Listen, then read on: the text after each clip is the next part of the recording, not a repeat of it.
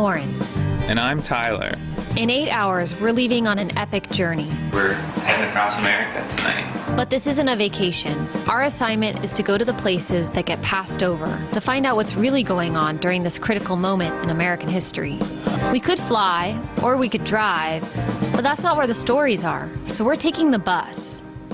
What you're about to see is our journey across America. We're going to talk to people that you don't normally hear from. I went AWOL on January 15th. I had mixed emotions of why I went AWOL. I was scared, but I also felt like I was doing the right thing. I will not let his legacy die as long as I live. This town, in my opinion, is worth fighting for. There's an election around the corner, news of a weakening economy making headlines, and an overwhelming number of Americans saying that our country's on the wrong track. But while news channels are featuring polls and pundits, rallies and speeches, we want to see what's getting lost and find out what's really happening in America. 20 days, 10 bus tickets, 4,512 miles, and 2 cameras. We're calling this the Great American Detour, not taking the direct route, on a lot of levels. Our journey begins in the heart of Los Angeles. I'm a bit nervous, but it's a good thing Tyler's not. It's gonna be good. The worst thing is the layovers and the bathroom on the bus. That's my problem. I'm worried about that. Is it really bad? Yes, because somebody go back there and blow it up, and then like later on down the line, you gotta go in there and smell it. Or if you're sitting in the back of the bus, you gotta smell it when they come out the whole time. We gotta get going. The bus is gonna leave. Get in line. I think we just check them at the bus. Thank you very much.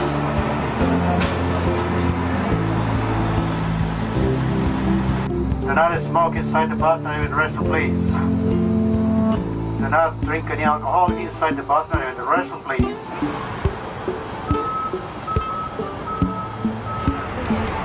How do you like riding the bus? It sucks.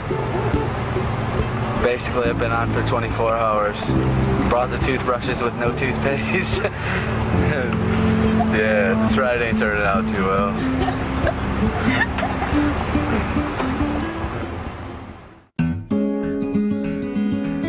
There's something about driving across America that's become sort of a rite of passage for every generation, to see this big open country of ours. But while the road trip by car is iconic, we want to meet as many people as possible. On the bus, everyone's got a story. I'm a major germaphobe. And so there's like so much ickiness going on. Like my first night on the bus, I saw a guy take his dentures out and wipe them on the seat. I was truly disgusted. Peaceful, huh? Yeah. Shade Fernandez. I'm 23 years old. This is my son, Jaden. Tell me about being on the bus. Like, is it a good experience? Or... I like it. Some people are just taking it because they like to, like you guys yourself. Or some people are taking it because they have somewhere they want to be. Their destiny, I guess. Elias, Casey, and Daniel are best friends from high school, and they're on the bus, like us, to see America. But it didn't start out that way.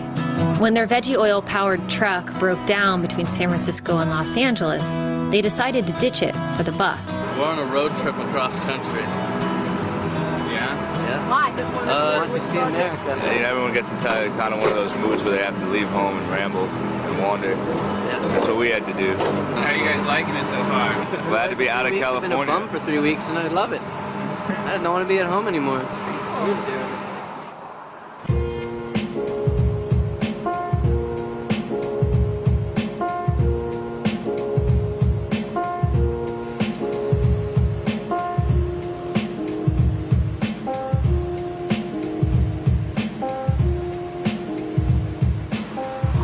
Ladies and gentlemen, this is the Border Patrol Inspection Station.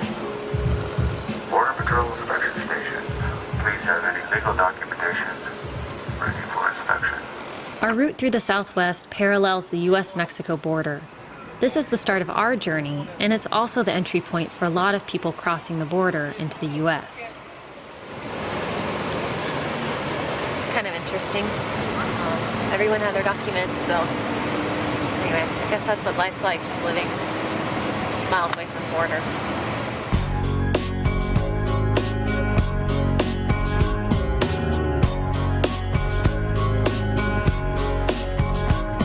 We're finally approaching our first stop on the Great American Detour, Houston, Texas. With healthcare high up on the list of election issues, we want to go to a city that's ground zero for the health insurance crisis. Nationally, around 15% of Americans are uninsured, but in Houston it's more like 30%, making it one of the most uninsured cities in America.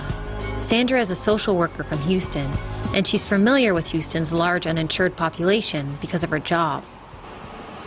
The healthcare situation is getting really dire need where kids are not being seen for minor things which turn into major things. People either take care of the household or pay that $200 a month for that insurance, and people are willing now to cut the insurance completely off just so their kids can have nice schools, able to eat, and have houses.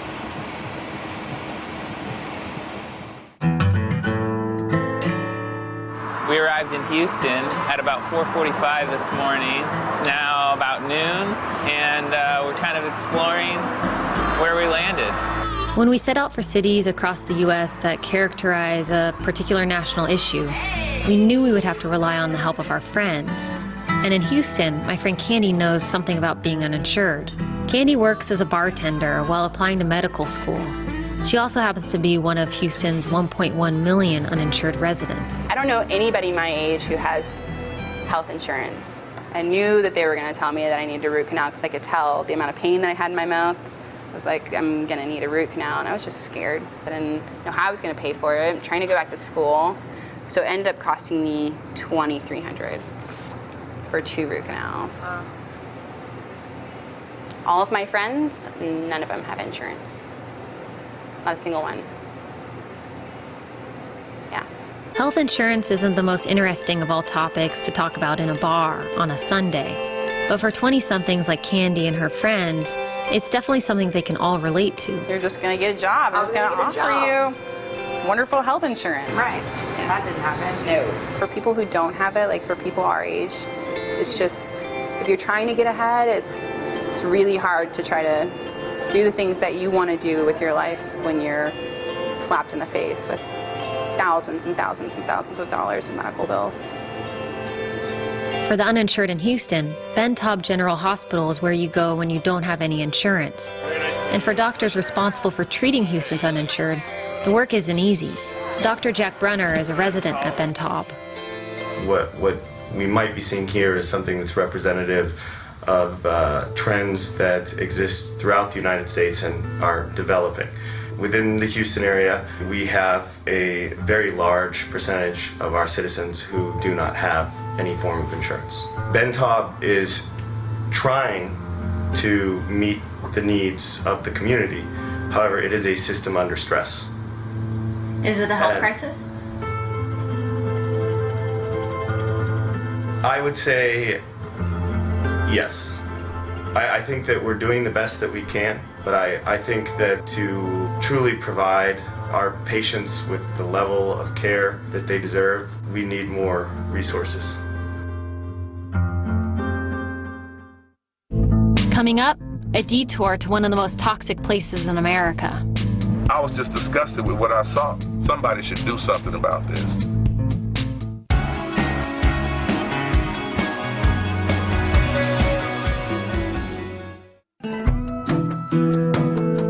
Next stop on the Great American Detour is Port Arthur, Texas.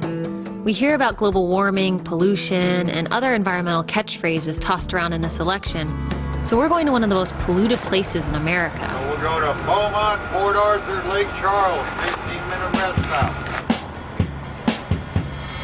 Lafayette, Baton Rouge, New Orleans, Slidell, Gulfport, Biloxi, and Mobile.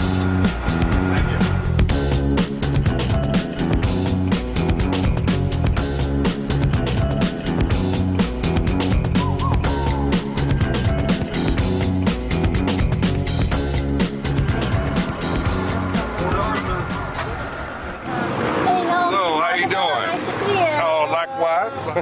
Thanks for coming and getting us. Yeah, my pleasure. I'm glad you all could come to Southeast Texas and check out our home. Hilton Kelly is known around town as Captain Planet, and he's taking us around for the day to see what it's like in a town considered one of the most toxic places to live. Hilton left Port Arthur to join the Navy and later worked as an actor in California. But he returned to this industrial town to do something about Port Arthur's deteriorating environment. Hilton runs a community organization called CETA that fights for environmental justice in Port Arthur. I was just disgusted with what I saw. I was tired of the pollution in the air, the stinky odors, and the conditions of my community. And I shook my head and I said to myself, somebody should do something about this. Port Arthur is home to some of the country's largest refineries and chemical plants, and it's also a toxic dumping site. The cancer rate here is about 20% higher than the rest of Texas. Hilton's made it his job to bring attention to Port Arthur's enormous environmental problems and the health side effects that come with living in this industrial town. There are times when that wind shifts and turns around and you no longer have that south prevailing wind and it comes from the north and it kicks the emissions this way. That's when you get the heavy sulfur odors. That's when you get the butadiene smell, chemical odors, and this is when people really start to cough. Seriously, I've been to the point where I've really wanted to walk around with a face mask on. Oh, it stinks. Yeah, all right, that's a normal day in Port Arthur, Texas. And like we said, when we go somewhere else, it's like, wait a minute, it doesn't stink out here. Is this right? Oh, I mean, when I was growing up here, most of the folks looked at it as money. Me and my brother would make jokes, say, oh, that stink. Somebody must have did it. But my mama said, y'all quit all that playing. That's the money you smell. If you didn't smell that, nobody be making no money in this town, so be quiet. Hilton's not alone in his environmental fight. He's recruited a group of passionate and talented young Port Arthur locals to help him spread the word. This is the first time that I'm seeing that somebody's being proactive in the streets, really doing something about the problem that we're facing here in the community. Living here, you get the inside view on, the effect that the refinery has on the west side of Port Arthur. I want to use my talents to actually join the fight against environmental injustice. Let me do something for you real quick. I see your smoke rising in the air, 2, 3 in the morning when you think no one is there. In the still of the night, my child starts to sneeze. In the still of the night, the other starts to wheeze. I know I live at the back end of town and I should just be quiet and not make a sound. You might even find this a little profound, but me and my neighbors are a light and dark shade of brown. If you went to take a bath and saw a rash up on your chest, would you shrug your shoulders and wish yourself the best? I'm scared I'll lose my job if the pollution I contest, but if you died tonight, would your killers confess to the poison they put inside you that laid you down to rest? My toxic reality, my toxic reality, my toxic reality. So here we are in Port Arthur.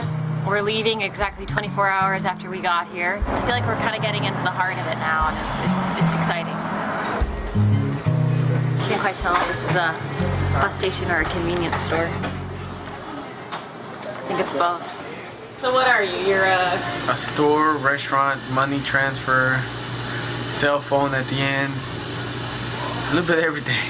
And bus station. Yes, ma'am. Do you see some interesting characters coming in here off the bus? All the time.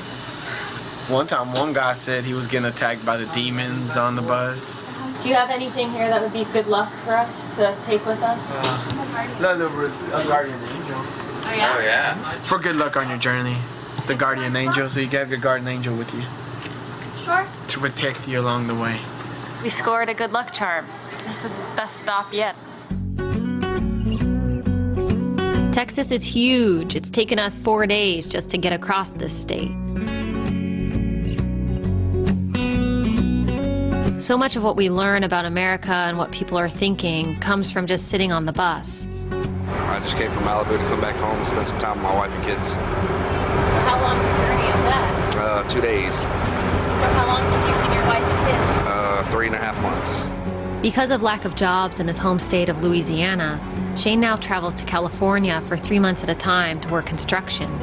It's getting to the point that I have to go work with my dad now out in Malibu, and that's the only way to pay bills. I mean, it's a tough time for everybody right now. I bet there's alligators out there. The bus is starting to feel like home, and Tyler's even figured out a way to edit on the bus from our very own edit suite in seats 11 and 12.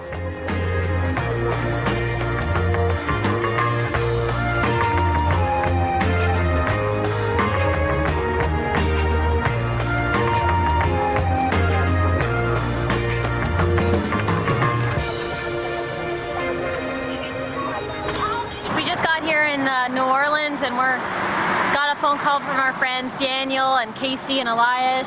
We met in Tucson and they're here in New Orleans, so we thought we'd go and meet up with them, see how their journey's been. Hey guys, how's it going? For Casey, this is his last trip across the country before he enlists in the Marines. I'm enlisting in January, so I can do what I want. I like the idea of being part of something that's bigger than me, so, yeah.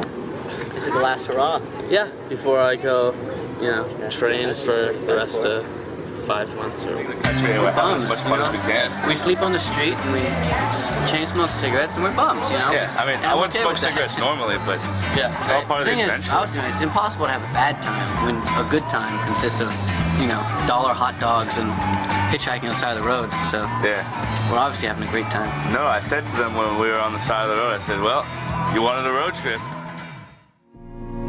Coming up, we go to Caledonia, Mississippi to see how the war has impacted an entire community thousands of miles away from Baghdad. I will not let his legacy die as long as I live.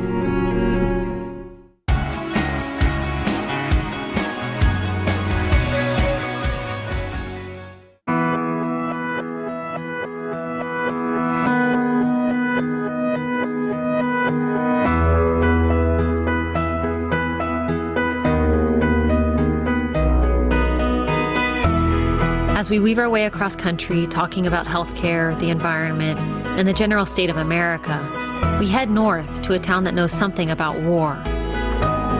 Caledonia, Mississippi might be miles away from Baghdad, but the impact of the war is still deep in the small country town. 2 soldiers from Caledonia, Brian Freeman and Jeffrey Dayton, were killed in the war in Iraq. Across the country, small towns have been disproportionately affected by the war. Nearly half of the military fatalities in Iraq have come from towns like Caledonia. Come on in. How you doing? I'm Lauren. Well, I tell you, I give everybody a hug. I go for the handshake. How you doing, buddy? Hi there. Good Tyler. to see you. Good to see you too. Good to see you. Yeah, I know y'all. Give a hug. Yeah.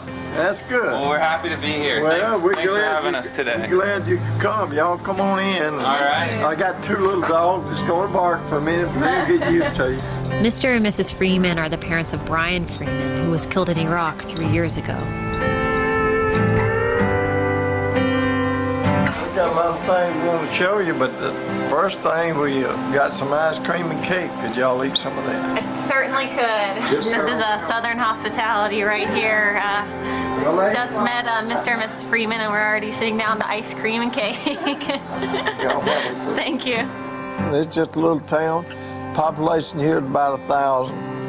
The school is 1 mile from here, right up the road. Every death from the war hits hard, but when your town is fewer than 1,000 people, 2 military deaths has an even greater impact. At the Saturday afternoon church baseball game, everyone remembers Brian and Jeffrey. It's always going to be a big part of this town, this community, and I don't think nobody will ever forget. You know, when you live in a small town and it's just not a name, you've watched them grow up or you've seen them come through school, then it's a little more personable. And, it's not just a name of someone who died over there. It's a part of who you are. Brian was a good fella. He was a real good fella. His dad used to drive my bus. I used to ride the bus with his dad. And I've always liked Brian. And he went and fought for our country, When he first wanted to get in the military, he'd come and talk to his mother and I about what we thought about it. And I told him if that's what you want to do, that's fine. If that's what you want to do, but you make sure that that's what you want to do. He just asked, would we support him? And I said, you bet. So, y'all excuse me. We would follow him, wherever he was, and we'd go to Fort Stewart after his basic and be with him. And Brian did exactly what he thought was the right thing. He was trying to protect America. So many boys come home and then when they go back, then they get killed, and I kept thinking, I hope that doesn't happen to Brian, And then there was a piece on TV about soldiers that had been injured in Iraq and had their legs off or their arms off and stuff. And I started crying when I seen that, and I says, "Oh Lord, don't let that happen to Brian." And then probably 2 weeks later, we got a phone call that he had been killed. I went to pieces. I could not believe it. I will not let his legacy die as long as I live. This is where the memorial is built. We want it to be the very best. We want to honor all the military. This flag and flagpole was donated by Pat and I. We want to be able to keep that up, so every anniversary date, we give them a brand new flag to put up here. That one there is Brian's, and this one here is Jeffrey's. You know, we're just trying to make it an honorable place. So, as y'all travel around, you just remember us everywhere you go, because we certainly won't never forget y'all.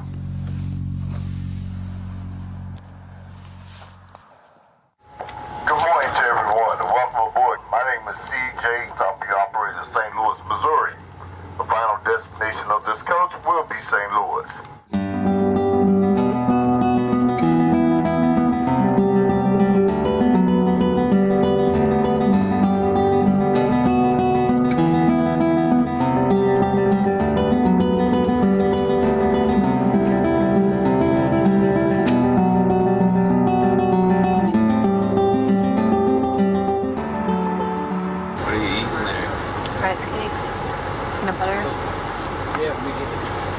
This for like 10 days straight.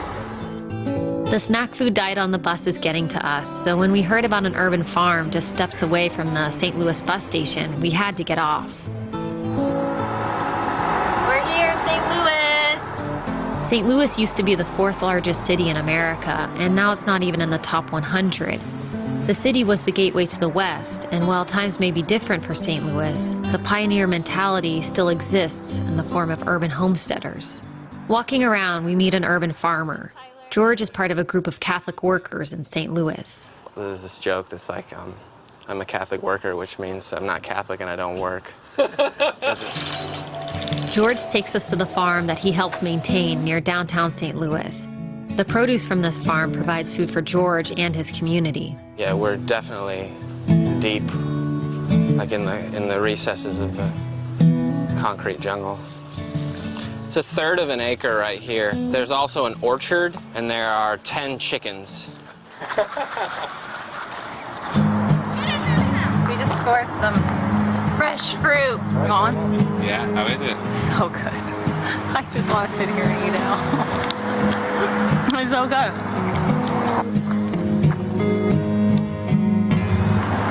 We should be at the bus station by now, but there's one thing we couldn't do without in St. Louis, and that was to find Cerre Street, my last name. Never been here before, but apparently my ancestors were fur traders and they helped sort of establish St. Louis, so we're gonna go find Cerre Street. It's not the most majestic street in St. Louis, but there is a Cigarettes for Less on the corner, so there's something here to write home about. Coming up, we sit next to a soldier about to turn himself in after deserting his army unit. I had mixed emotions of why I went AWOL. I was scared, but I also felt like I was doing the right thing.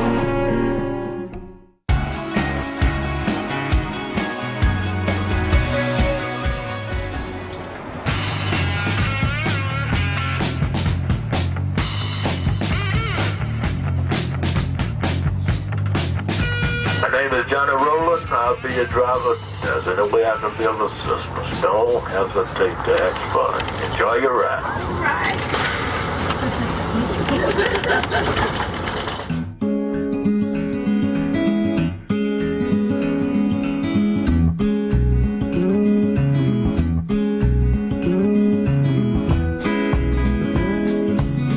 3 weeks on a bus, you can't see everything. Almost, but what you see, you want to forget sometimes. I'm coming from Detroit on my way down to Dayton, Ohio. And taking the bus more social route, so to speak. I'm Tyler. Tyler, my pleasure. I'm Lauren. Nice to meet you. Hello, camera lady, Lauren. state of the country is kind of sad when you stop to think about it. It's just one of those situations. I don't have to necessarily have to worry about putting up with as much as you guys are going to have to. See, and that's another thing, you know. Like, I'm getting my Social Security. Point is, will you get yours? See?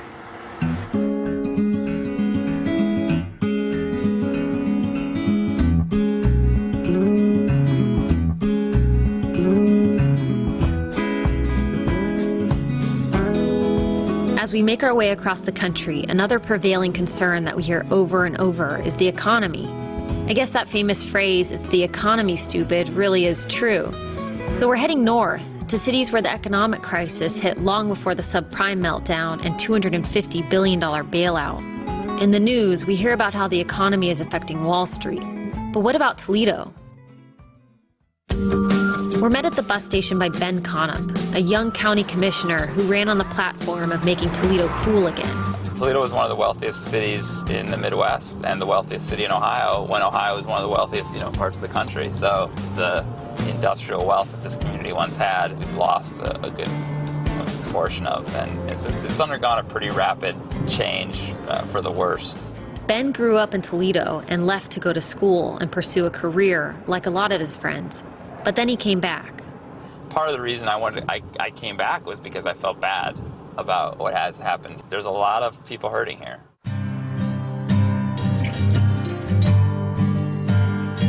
Been in Toledo all my life, 51 years, and I think it's a great city. It just needs some help.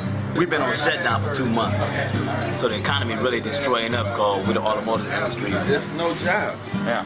You look at the housing, people losing houses in the inner city left and right. You see vacancy rates up. I do well because I work hard and I do good work. Right. But for a lot of people I know, they can't make it here. What do you hope for Toledo? What do you hope for your Well, I hope that other businesses can come in where they can have opportunity to get better jobs, because if the manufacturing business go out, Toledo basically going to be a ghost town. One of Ben's biggest concerns for Toledo is attracting and retaining young people, or what he calls the creative class. Ben takes us to meet his friend Terry, who's an artist born and raised in Toledo. Do you think that there's a lot of hope for Toledo? Yes. We're in a new economic era, because Toledo's history, they had a lot of factories, glass, the automobile. Well, we're in the same, kind of like the same time we have new companies coming, like with the solar panels. The American Revolution here, I think we can do it. I mean, we have to, otherwise we're gonna perish. Toledo may not look like the Silicon Valley, but it does have the potential to be a solar capital. Auto jobs are few and far between these days, but companies like Sunlight Corporation, a solar energy manufacturer, are capitalizing on Toledo's many skilled laborers. What do you think, the percentage of your employees, how many of them are sort of transitioning into this new industry from the old industry? Probably, I'd say 20% right now. Many of these guys that you see are all ex-automotive or machinists, things like that. And so, yeah, we got a decent share of them. It's much nicer to come to work every day thinking about how you grow your footprint rather than how you worry about the next plant shutdown or something like that. Yeah, we just saw someone riding their bike through this empty space, but you said to come back in a year and this will be pretty filled out. That's right. It's growing fast and it'll be full very quickly. Back at Terry's, we're putting the economy question to rest for a little bit. So what do we have here? This is the city of Toledo, so we have to put some Mod Podge on it. So. Okay. Okay, and then we'll put this thing. Where do you want to put it? Right here? Like right there. And then you have this is really fun. Oh, and if you work on it, you also have to sign it too. That's a custom. We're leaving our mark in Toledo, I guess.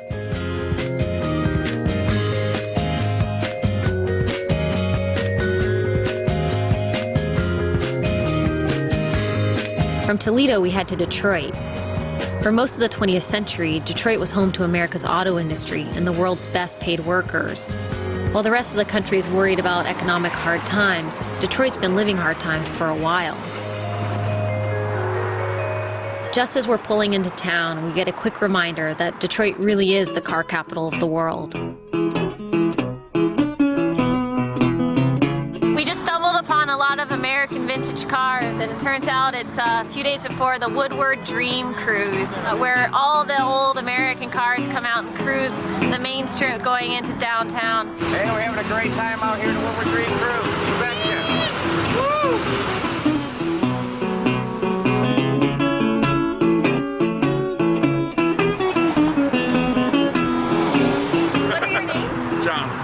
And John. That's hard, yeah. Can't write this stuff. And this is a prime spot on Woodward in the shade. And we got our cars here and we're, best friends. We're loving it. John and John both bought the cars they lusted after in high school. A 1988 Pontiac Fiero Formula and a 1981 Pontiac Turbo Trans Am. This is very disco 1970s. It's unique, so I like all that good stuff. But it is something unusual for me, and I love it. So. How is the automotive industry a part of your lives living in Detroit? Well, I mean, my dad worked in the auto industry, and then he became an engineering professor at GMI, General Motors Institute in Flint. John's dad worked in the auto industry as well. We both worked in the industry too, so yeah. Yeah, I went into engineering, and so yeah, always been bread and butter, but the auto industry is kind of dying on the vine here. It's hard to make a living in it anymore. I've struggled to buy a house 3 years ago, and now it's worth $30,000 less than what I paid. So, that coupled with pay cuts and everything, things are really bad here right now, but that's not what we're here for. We're here for the cruise.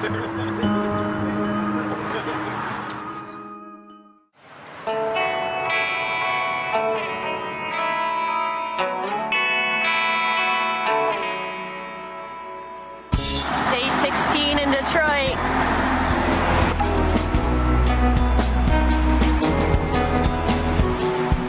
What's in your bag, Tyler? In my bag, this is the most precious thing we have on this trip. It terrifies me every day, but we have 35 tapes. We have all our stories, all our new friends, all our places we've been in this bag. It never leaves my back.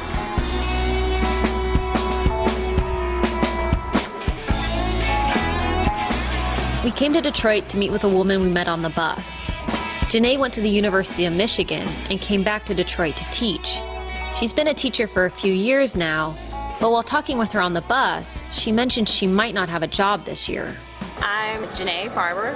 I live in the city of Detroit. I'm a teacher for Detroit Public Schools. Is the economy a really big topic of conversation in Detroit?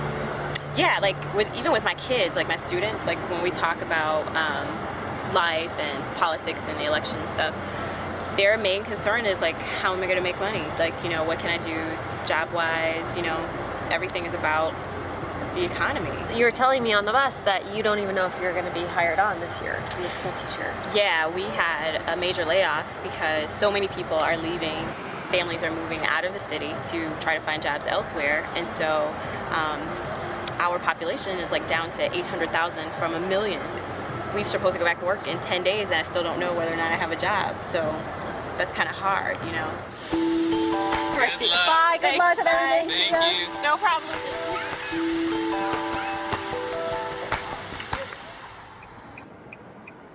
10 minutes after saying goodbye, Janae calls. So what happened?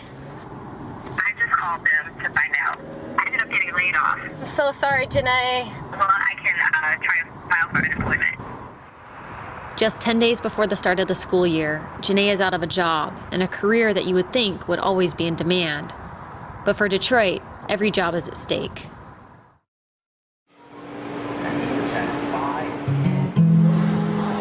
I feel like we're meeting these great people and seeing these great things, but then out of there, almost cutting them off short. I just hope we're not. Everyone's completely optimistic, whether they just got laid off or whether they're $60,000 in debt and make $22,000 a year. People are optimistic. People are moving forward. On every bus ride, people are just as curious about us as we are of them. John noticed our camera when we got on in Toledo. He heard us talking to other people on the bus about the war and said he might have a story to share. I'm John Sissel. I'm 20 years old. I currently an AWOL soldier, turning myself in. John went to Canada to avoid his unit's deployment to Iraq. This is his first day back in the U.S. after going AWOL. One of the reasons I signed up, you made it sound like you get to travel the world and you get so many benefits afterwards and everything. I started to realize there was just like a little box that all of us were in, and I felt out of place. I started thinking like, what have I gotten myself into? And I started actually thinking as an individual, I don't agree with what's going on over there, and I don't know if I could live with myself going over there. I had mixed emotions of why I went AWOL. I was scared, but I also felt like I was doing the right thing. Whatever jail time they give me, at least my conscience is going to be clear, and I'll be able to live with myself and not have to, say, to my kids one day that, I was in a war I really did not agree on, and I ended up, doing something I regretted. John could face as many as 5 years in prison for deserting an army unit deploying to war. Coming up, a free college. Sounds too good to be true. It's huge, it's beyond huge. I mean, I'm gonna be able to get out with manageable debt.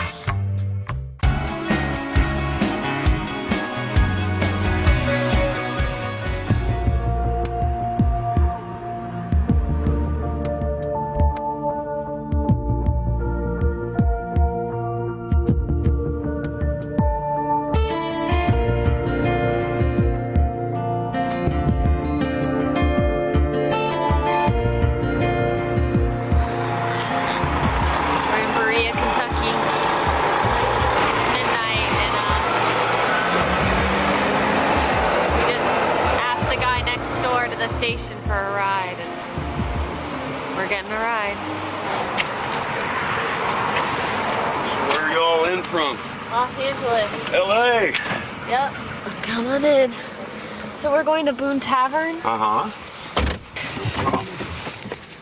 So what brings you to Berea? We're taking the bus all the way across the U.S. from LA to New York. I wouldn't wish that on anyone. Now, the Boone Tavern is a complete misnomer. It's the only tavern in the world that has no liquor license. It's really a dry town? This is a dry town. Yeah. Really? Hey, we got 37 Southern Baptist churches in a 6-mile radius. The Baptist Taliban won't allow it, what can I say? That was a memorable ride. Thank you so much.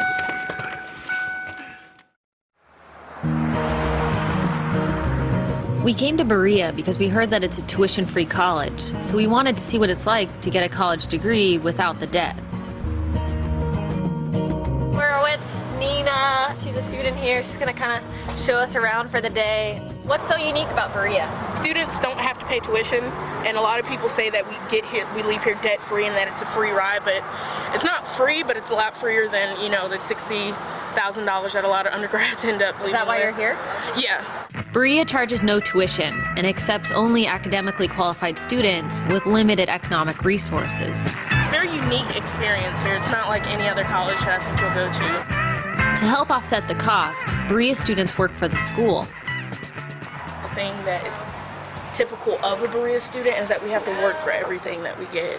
Where you're coming from a household where you were lucky to even get into college, $1,000, $2,000 to the outside world may not seem like much, but when you're, first generation college student, that's a lot to try and take care of, especially when you're normally doing it by yourself. So, you ready for an Appalachian adventure? Sure. All right, let's go, kids. Best tour guide ever. There's Wes. Okay, my friend Wes Gift is over there filming, and he is hardcore into movies and stuff. They don't allow alcohol, but they've got fake guns. Yeah, I want to say this on camera. Wes has the best ass on campus. I just wanted to officially state that. Hey, Wes. Hi. Oh, yeah. Hey, sugar. How you doing? Good. Hey, I'm Lauren. Nice to meet you. Tyler. Tyler, nice to meet you. It's called safety. The best ass on campus. Never mind. That's what they say, so. What are you guys doing on a Saturday with guns? Big Filming guns. an action movie. Berea is a rare exception to the usual price tag associated with a college education. At Berea, you can still make a student film and get a college degree without having to mortgage your future. Cool. We got Coomer coming out of the tree, right? Yeah, we got Coomer coming out of the tree with this big gun, ready to open fire, so. We get underway. Is there going to be a death in this scene? Yeah. Yeah? The Coomer is getting bucked here shortly, right? Yeah. Maybe not in this shot, but in this sequence, yes. I'll yell out bang, and that'll be your cue to fall, okay? Action.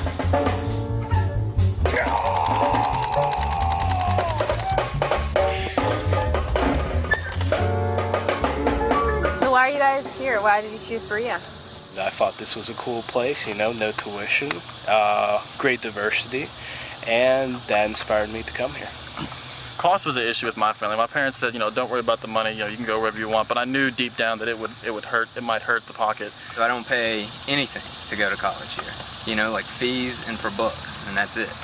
Do you feel like maybe you wouldn't have gone to college if you didn't have an opportunity like this? I would have been $20,000 in debt somewhere, you know? Yes, That's huge. It's huge. It's beyond huge. I mean, I'm going to be able to get out with manageable debt.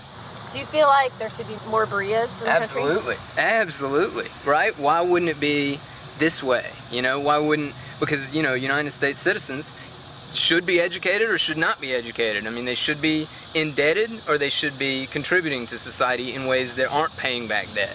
You know, I mean, it seems like it would be good for the country to educate everybody for free. You have this map that I had. I'm wondering if one of you guys can draw in Berea, wherever we are. Go for it. I'm not so much of an artist. Yeah? I can draw a black feather. I see myself in a bustling city one day. Yeah? Yeah, See that? It's definitely a starting out place for a lot of people. definitely. And like a good starting out place. Learned lots. Glad we made Berea a stop. Very good. Berea was definitely a detour. It was about a 20-hour detour, but I'm glad we made it. It was a really awesome day, and I definitely feel like these kids are gonna do something with their education and are empowered to do something with their education because they're not burdened by it. I really feel like I'm in the South, and I like that. Onwards. Onwards. Always moving forward. And we're off. Gotta head to the station. Next stop. New York City.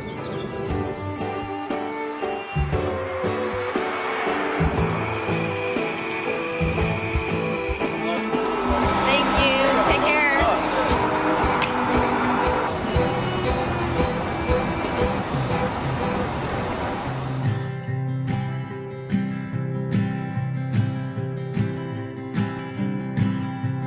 When you finally scaled the wall, thinking you heard the siren singing,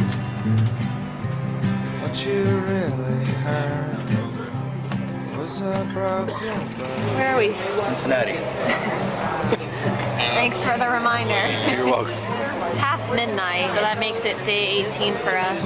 I live in a small town. You know, I don't have a car by choice. So if I want to go anywhere, anywhere significant, I have to take a bus. You know, when we're about to get on a bus, it's sort of like going into this world of the unknown for a few hours. What could happen? I like the weird little stories you pick up, and it does help you remind you of sort of existences outside of your own, what you're used to. Talking to us is way better than sitting here until 1:30 in the morning. Talking to you sucks less than not talking to anybody. I'm glad we are of service. Change buses in Pittsburgh to go to Meadville. You know what time it is? It's at 5 a.m. Yeah, it's 5 in the morning. I don't know why I don't feel tired. When you showed up at the farm, visions of the summer flying past you. Foxes We're waiting for our very last and final bus across the U.S. and just got an email from Bo Butler, who we met on the bus. Lauren, I just wanted to drop you a line and say thanks to you and Tyler for the chat. You talked about how meeting the people you've met and talking with them has given you a bit of hope. Turn your gaze towards the half of the glass that is full, rather than the empty atmosphere above. But every now and then something happens, or I happen upon someone who restores my faith, who reminds me to keep fighting.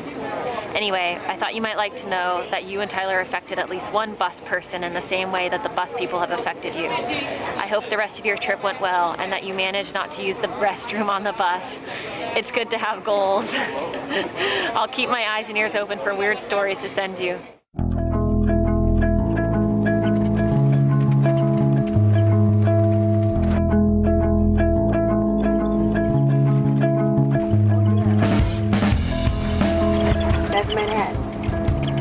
After 20 days, 4,512 miles, arriving in New York on the Great American Detour feels a lot different than arriving here by plane. Okay, can I get your attention, please? We're now arrived in New York City.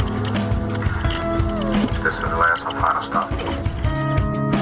All of the characters, concerns, stories, and the places we normally pass over are now the most indelible part of our journey. Traveling by bus allowed us to see and hear what's on the minds of people all across the country. And in the end, we've discovered a diverse mix of people with an inspiring capacity for dealing with what is until they can change what's not working. My boyfriend's like, can you see them? Like, are they visible teeth? Because I think you should just rip them out. I mean, you don't even need those. If you can't see them, don't worry about it. And I'm like, yeah, no, I think I kind of want them. You need them. They're molars. They help you chew.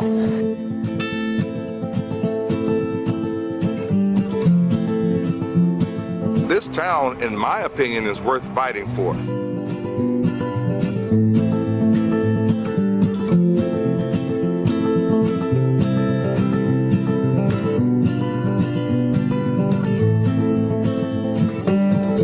think there have been critical times throughout the development of human history. I think this is our critical time. Change does happen. It's slow but steady.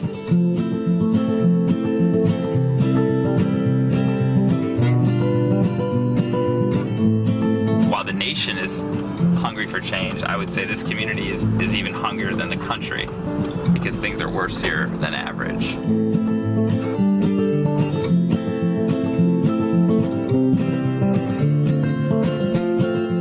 We have some challenges, some major challenges, but I don't think it's something that we can't overcome.